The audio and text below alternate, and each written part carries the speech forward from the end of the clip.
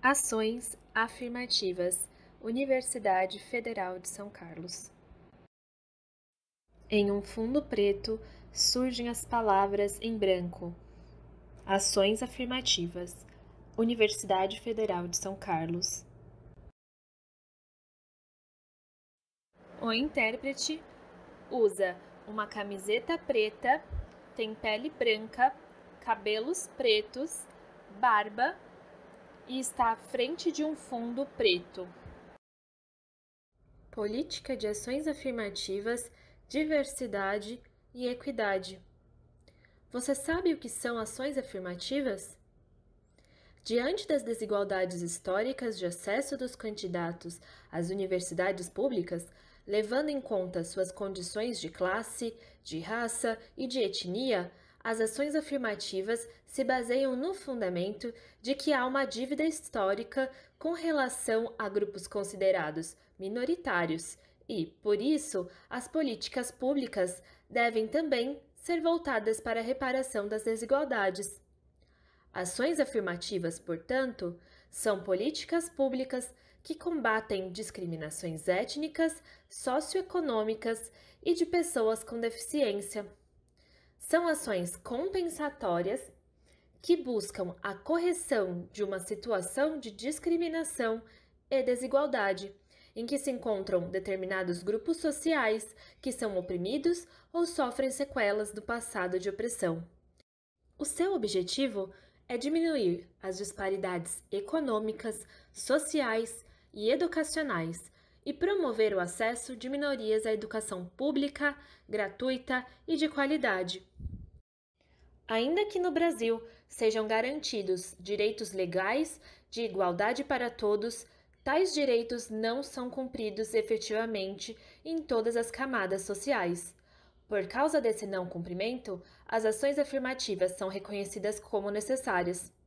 As cotas raciais são consideradas um tipo de ação afirmativa, buscando reparar o racismo histórico através da reserva de vagas em universidades e concursos públicos para grupos específicos, negros, pardos e indígenas. E é disso que vamos falar agora, passando um pouco sobre o panorama histórico e político dessas ações afirmativas. Panorama histórico e político.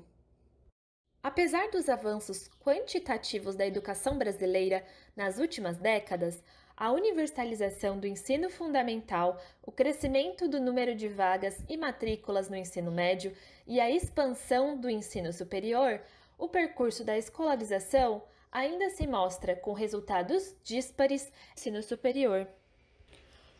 As desigualdades sociais no Brasil articulam raça, cor, etnia, gênero e classe. Ocorre que mais da metade da população brasileira, de acordo com o censo de 2010, autodeclarou-se negra. E essa população ainda é subrepresentada na educação superior, no mercado de trabalho formal, nos cargos de maior destaque e remuneração, dentre outros espaços. A população indígena também se encontra nessa condição. Historicamente, esses dois grupos sofreram e ainda sofrem com processos discriminatórios que impedem o exercício pleno de sua cidadania em termos de direitos e deveres. Tendo em vista as desigualdades sociais vivenciadas pela população negra e indígena, estes, organizados em movimentos sociais, ao menos desde a década de 1980, foram protagonizando ações que resultaram em marcos que precedem as políticas de ação afirmativa. O protagonismo dos movimentos negros e indígenas possibilitaram que a Constituição Federal de 1988 assegurasse, dentre outros direitos, a criminalização da prática do racismo, o direito à igualdade de condições de vida e de cidadania, o acesso às diferentes fontes da cultura nacional a todos os brasileiros, o direito a terras aos indígenas e quilombolas, a proteção às manifestações culturais indígenas e afro-brasileiras, o ensino de história do Brasil, considerando-se as contribuições das diferentes culturas e etnias do povo brasileiro. Entre as décadas de 1990 e 2000, outras leis, decretos e portarias foram sendo incorporados à jurisprudência brasileira, garantindo e regulamentando o direito à educação escolar indígena, intercultural, bilíngue, específica e diferenciada. É nesse contexto que a UFSCar, após longo e profícuo debate, em 2007, aprovou o Programa de Ações Afirmativas. Após quase 10 anos de implementação da reserva de vagas na graduação, ainda temos o desafio de efetivarmos políticas de permanência com ações afirmativas ampliadas a toda a comunidade universitária, garantias institucionais de reconhecimento e valorização da diversidade e de promoção da equidade, tendo em vista não apenas a população negra e indígena, na especificidade racial e étnica, mas a intersecção com gênero, geração, classe, orientação sexual e deficiências. Raça, etnia, racismo e discriminação. Raça pode ser definida como uma realidade social e política, uma categoria social de exclusão. Não pode ser considerada uma realidade biológica e, nesse sentido, cientificamente, é um conceito inoperante para explicar a diversidade humana ou dividi-la em raças estanques. A classificação dos grupos por raça foi associada, no passado, à hierarquização destes, estabelecendo-se em uma escala de valores. A classificação e hierarquização se deu para justificar e legitimar sistemas de dominação racial e não exatamente para explicar a variabilidade humana.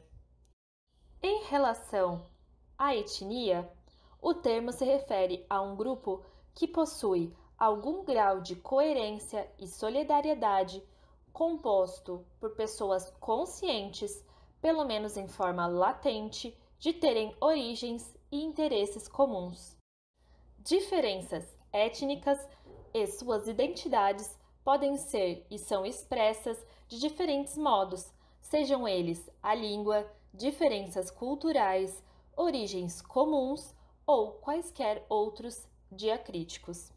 Assim, a universidade, coerente com a legislação vigente no país, deve reconhecer a autodeclaração e seus mais diversos modos possíveis de efetuação que se expressam frequentemente como identidades étnicas.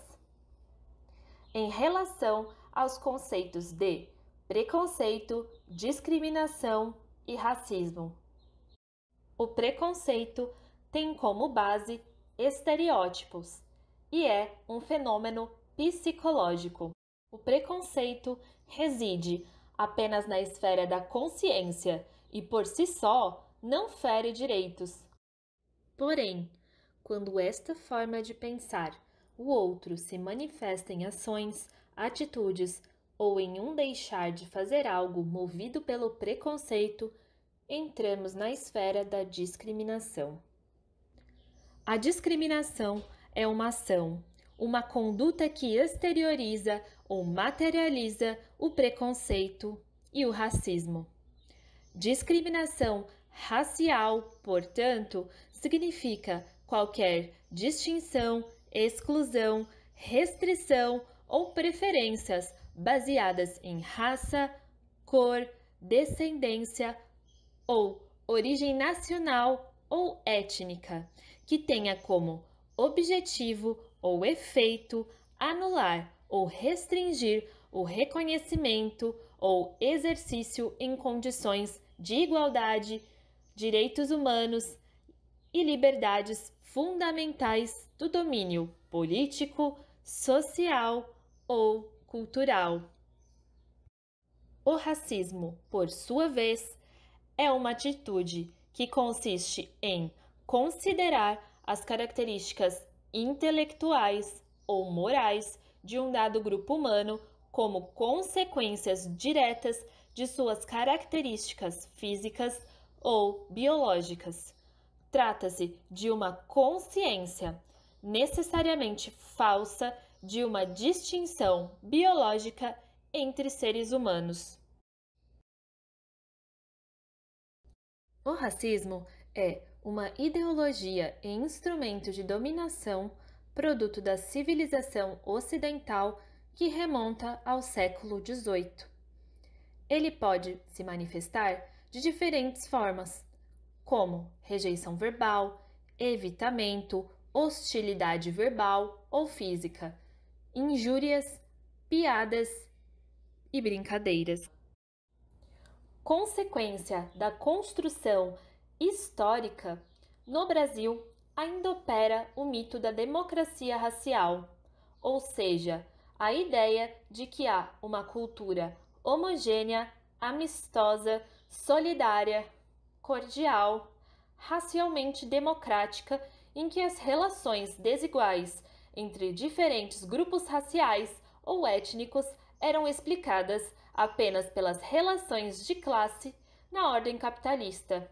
No entanto, o racismo pode ser evidenciado nos dados estatísticos de acesso e permanência da universidade.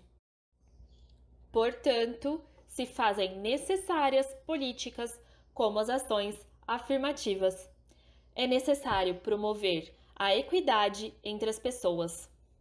Tratar de forma igual os desiguais traz resultados diferentes. Para romper com as desigualdades, é preciso promover da justiça social por meio de tratamento diferenciado dos sujeitos, na busca pela igualdade de resultados, na promoção da igualdade. Créditos finais. Grupo 7. Editoras e roteiristas: Luísa Monte, Maiara Moraes. Intérprete: Gabriel Nascimento.